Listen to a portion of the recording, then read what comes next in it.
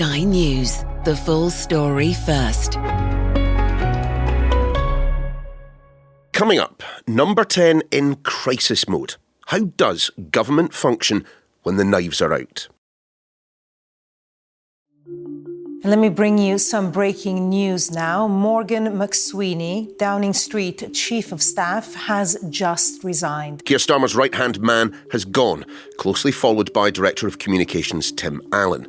Rumour has it the Cabinet Secretary will be next out the Downing Street revolving door.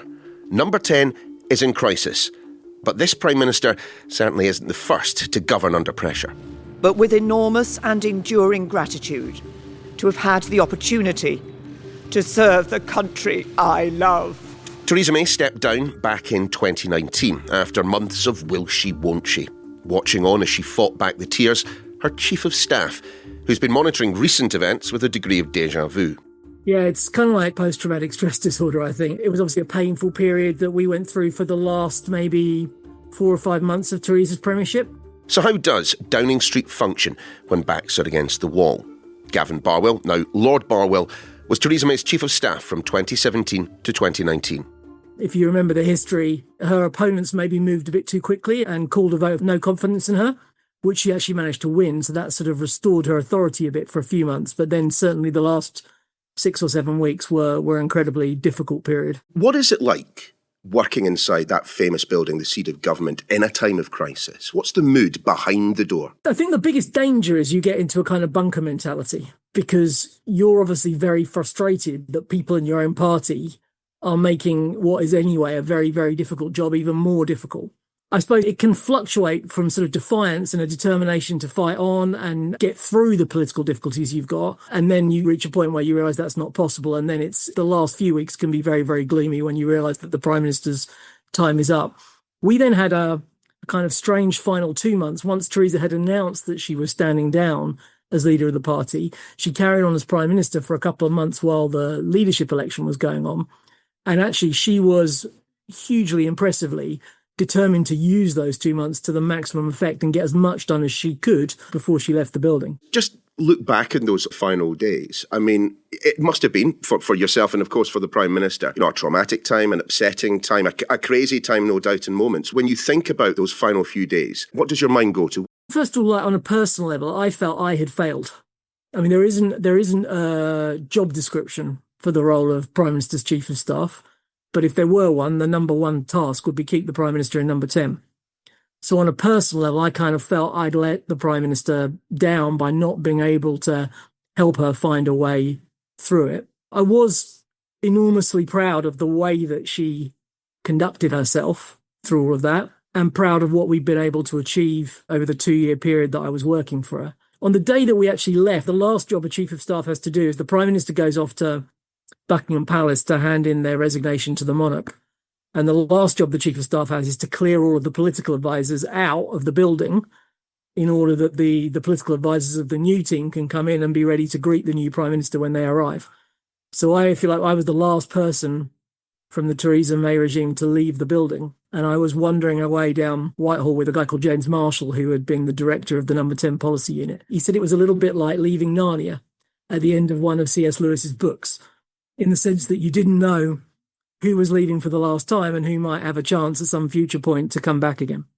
And of course, that will have been a function that Morgan McSweeney would not be able to perform for Sir Keir Starmer. Just in terms of his departure, though, how damaging is it to a Prime Minister, a sitting Prime Minister, for their right-hand man or woman to go in this fashion? It can be helpful or damaging. It depends on the circumstances. If the Prime Minister is able to kind of use it as a reset of their government and to win over some of their internal critics, then maybe that can help them make some progress. If you think about the situation in which I became Chief of Staff, my predecessors, Nick Timothy and Fiona Hill, had shared the job for nearly the first year of Theresa's premiership, and they'd had to resign after the 2017 election went spectacularly wrong.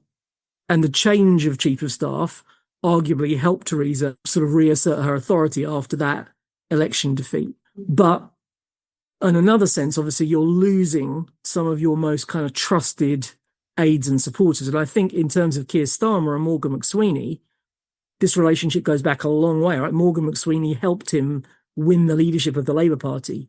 He was absolutely instrumental in achieving Labour's landslide victory at the 2024 election. And fairly or unfairly, I think a lot of people feel that Keir Starmer is not really a politician, doesn't have particularly strong kind of political instincts, and relied on Morgan very heavily for that. So if in one sense Morgan going might buy him a bit of time with some of his critics, it also in another sense leaves him very vulnerable. Bearing in mind the fact that you say there is no job description for the role of Chief of Staff, I wonder if you might have a stab at it for us. Given the fact that, over the years it struck me that there have been different personalities in the role. You, of course, very different from Fiona Hill and Nick Timothy. You, very different to Dominic Cummings, who, of course, entered into the role with Boris Johnson. Fundamentally, what is it you are there to do? So I think there's 2 or 3 things that are kind of core to it, whoever's done the job. I used to compare it to being a kind of human Swiss Army knife, that you'd have to turn your hands to all sorts of things that you might never have expected. One of the most difficult things I had to do during my time in the job, which I never would have anticipated at the start, is you might remember that there was a period in Theresa's premiership where the Me Too scandal kind of affected Westminster, and there were a number of stories about the behaviour of senior politicians. And we started getting a number of phone calls from victims into Number 10. The Number 10 switchboard had no idea where to refer these calls, so they got put through to me. So I found myself having these very difficult conversations with people who have been victims of really appalling behaviour in some cases, and trying to work out what it is that I should be doing to address the concerns that they were raising with me. So it's a good illustration maybe of how the job is just completely unpredictable in terms of what it might throw at you on any given day. So how destabilising or indeed debilitating is it to then lose a chief of staff at a time of crisis, to not have the human equivalent of that little thing that gets stones out of horses' hooves? I think particularly for this Prime Minister at this time, very destabilising, because Morgan was kind of his consigliere, right? He was his political operative, and the Prime Minister now is clearly facing a coordinated effort by some people to try and push him out of the job, and he's lost the person who would normally have led the effort to resist that.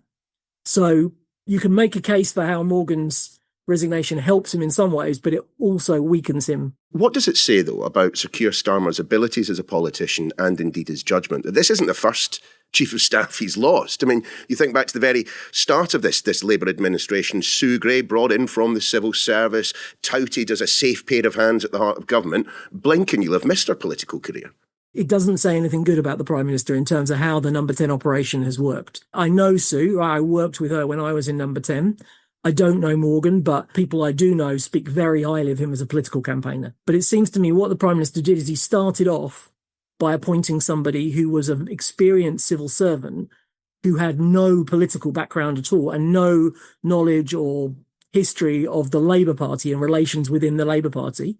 And then when that didn't work, he went to completely the opposite end of the extreme and appointed someone as chief of staff who was, an outstanding political campaigner, but had absolutely zero experience of how the government of the country actually works. Whereas I would argue that the ideal candidate for a chief of staff would blend those two things.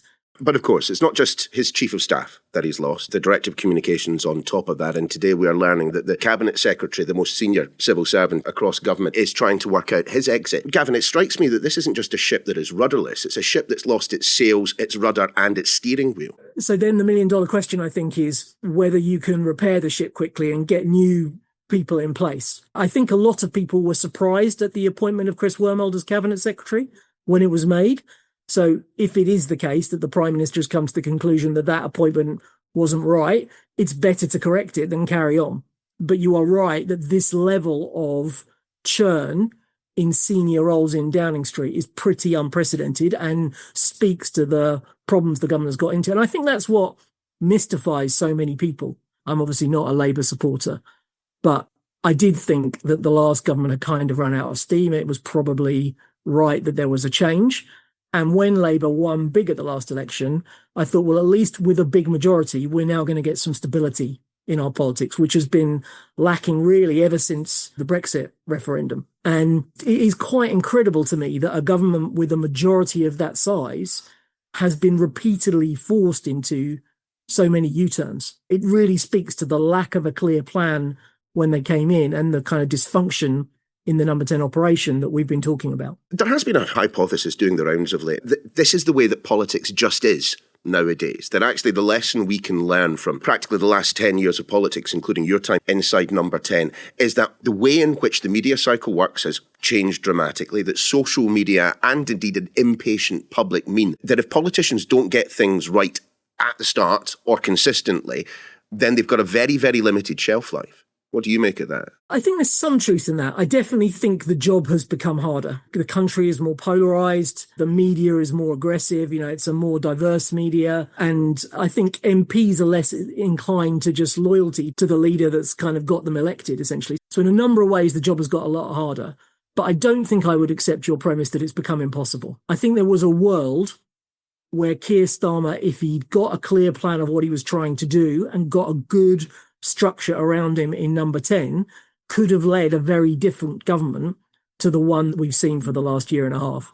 Of course, it's not just pressure coming from the public that politicians have to be cognizant of in times of crisis. At moments like this, you've got to expect that Sir Keir Starmer and his team are paying very close attention to those who sit around the cabinet table, but also his colleagues within the broader Labour Party itself. I mean, how does Downing Street manage the troops from the centre in a time of crisis? You're going to have advisors who are in charge of kind of party relations. You cannot, I think, understate the importance of the Prime Minister spending time with their own MPs. And that is something probably Keir Starmer underdid in his initial time as Prime Minister. He's clearly working hard at it now. The second thing I think he's got to do is take responsibility for this Mandelson mistake. It's no good saying Peter Mandelson lied to me and it's his fault for lying to me, because there was enough information in the public domain before the appointment to suggest that at the bare minimum, he was taking a significant risk. And it's no good blaming the vetting process, because if the Prime Minister's Chief of Staff lets the machine know this is the appointment the Prime Minister wants to make, civil servants are not generally going to stand in the way of that unless there's some overriding reason why it shouldn't be done. So he's got to take responsibility for the mistake. Should he sack Wes Streeting? He's got to decide whether or not Streeting is going to be loyal to him or not. I mean, I think if I were in number 10 and we were going to have to release all of the communications with Peter Mandelson, and a cabinet minister released them himself without even telling number 10 he was going to do it, that's a pretty hostile act. But at the very least, he needs to sit down with Wes Streeting and have a conversation with him, I would say. The quality of the free political advice you've just offered to Keir Starmer notwithstanding, isn't it the case that Keir Starmer is now living on borrowed time? That he is toast, it's just a question of when? Probably, yes. Yeah, it could come quickly, it could come after the Gorton by-election, it could come after the elections in May. I suspect that most of the people that have an eye on succeeding him, a little bit like one of those kind of sci-fi films where the hero sort of holds the body of someone that's already been shot in front of them, uses them as a kind of human shield. They don't want to take over until the elections are out of the way and the bad news is out of the way. But it could come quicker than that. But you asked me to set out a case of what I would try and do if I was in his shoes to get back onto the front foot. And his only chance is if he can reset number 10, make it feel like a very different operation that is not going to repeat the mistakes that have been made, and has a clear agenda about how he rebuilds from where he is. Lord Barwell, pleasure to talk to you again. Thanks for your time. My pleasure. To discover whether Keir Starmer is still Prime Minister, and for the latest on the changes inside number 10, just head to the website skynews.com. The Daily's back tomorrow.